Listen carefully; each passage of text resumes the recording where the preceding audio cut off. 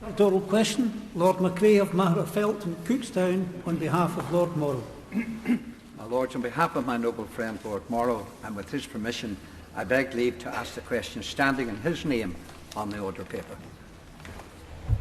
My Lords, fraud awareness raising activity takes place across government, law enforcement and the private and charity sectors. The government provides free advice to the public online and via communications campaigns, including from Action Fraud, the Financial Conduct Authority's Scam Smart, National Trading Standards Friends Against Scams, and the National Cyber Security Centre's Cyber Aware. I thank the Minister for his response. Unfortunately, my Lords, I have in the past had to assist some who have been victims of such vile crimes, having been scammed out of considerable sums of money. Therefore, I'm too aware of the trauma this causes.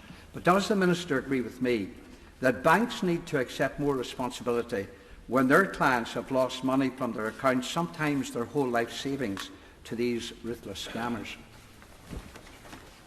Well, I absolutely do agree, and I think I should also point out that banks are heavily involved with the awareness campaigns. Many noble lords will no doubt have seen a recent advert put out by Santander which features Anton Deck when they're not busy in the jungle, which is to stop scammers, but also the Scams Prevention and Support Programme is delivered by the Age UK, funded by Lloyds Bank, and that's a Scams Prevention and Support Programme, as I say, aimed at older people. It helps older people spot, understand and take action to protect themselves from becoming a scam victim.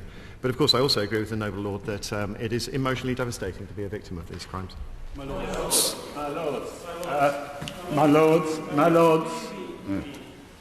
Today the National Audit Office published a report on fraud, and it says in terms that the government doesn't have the data it needs to understand the full scale of the problem of fraud and isn't able accurately to measure the impact of its own policies on this growing area of crime, which is 41% of crime in this country. A spokesperson for the government said, and we can expect this government is absolutely committed to cracking down on fraud and economic crime, and then goes on to say that the recommendations of the NAO will be reflected in the upcoming fraud strategy. What on earth use is a fraud strategy that is based on data that is now 6 years old? My Lords, the noble lord is quite right. The Home Office is leading work on a fraud strategy, and the Prime Minister referred to it in the other place as recently as the 2nd of November.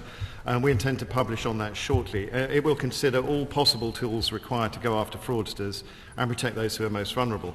The other aims of the strategy will be to stop and block frauds that are being carried out, to improve law enforcement. And considerable money is being invested in improving all the data collection as well as law enforcement capability. Of the £580 million taken from people through automated push payment scams last year, less than half was reimbursed to victims. Banks say people should be more careful, but this is unacceptable given the sophistication and how rife these schemes are. Will the government replace the voluntary industry code on authorised push payments with a statutory code, including an obligation to reimburse victims unless there is clear evidence that they are at fault? Well, Lords, I have slightly different figures for the number of victims who were reimbursed. I'm told that up to the year ending June 2022, 71% of victims with loss got fully reimbursed. As regards the code to which the noble lord refers, in 2021 the Payment Systems Regulator consulted on further measures to combat APP fraud, and they proposed that all payment service providers must reimburse victims of APP scams where the victim is found to have not been grossly negligent. And I think it's also worth pointing out some other legislative activity. In November 21, the then Economic Secretary of the Treasury announced that the government would remove any legislative barriers through the Financial Services and Markets Bill to enable the regulator to act to make reimbursement mandatory. And that bill is currently at committee stage, and the PSR is currently consulting further on the mechanism for reimbursement. My Lords, this really isn't good enough. It really isn't. The National Audit Office issued a helpful report 5 years ago on fraudulent scammers, and this has been ignored by successive ministers and secretaries of state. Now, this second devastating report that my noble friend Lord Brown referred to, has found, and I quote, limited action taken by the Home Office to tackle a crime that is profoundly impactful on nearly 4 million people every year at a cost of £4.7 billion. Less than 5,000 prosecutions were launched last year. Many of the victims of this terrible crime are elderly. So when are the Home Office going to re-examine their priorities and come up with a proper and an effective plan that genuinely protects people from scammers that our party and also the National Audit Office have been demanding for the last 7 years? Well, my Lords, as I've already referred to, the National Audit Office report is going to inform the new fraud strategy. And I'd like to reassure Noble Lords this is being taken incredibly seriously.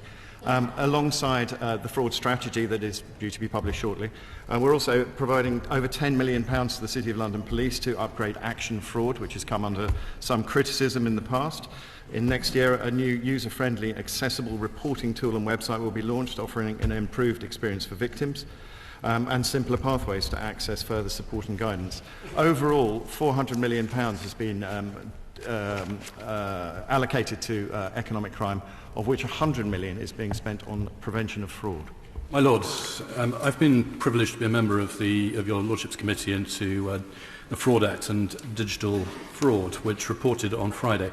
I commend the report to the Noble Lord and hope he's read it. One of the surprising findings, which I think surprised all of us, is that it's not in fact the elderly who are most at risk from fraud, but actually young people, who are not only at risk from fraud, but also from becoming money laundering mules. So will the government consider strengthening financial education for primary and secondary school children to equip them with the tools they need to stop being victims? Well, I thank the Noble Lord for that, and he's quite right. In the year to March 2022, people aged over 75 were less likely to be a victim of fraud than those aged between 16 and 74. So I think the Noble Lord makes an extremely good point, and I'll take that back to the Department for Education. My Lords, the report to which the Noble Lord referred actually says all people have the capacity to become victims of fraud, regardless of perceived vulnerability. The House needs to understand that financial crime destroys lives and it destroys families. So will the government give an unambiguous commitment to include protection against financial harm in the online safety bill? Very good. Well, my Lords, I've already outlined some of the legislative work that is going on. I'm not going to unequivocally commit to doing anything in other bills at the moment.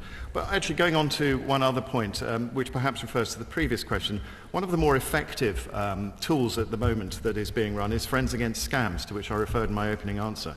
It's run by National Trading Standards, and it encourages people to educate others about fraud.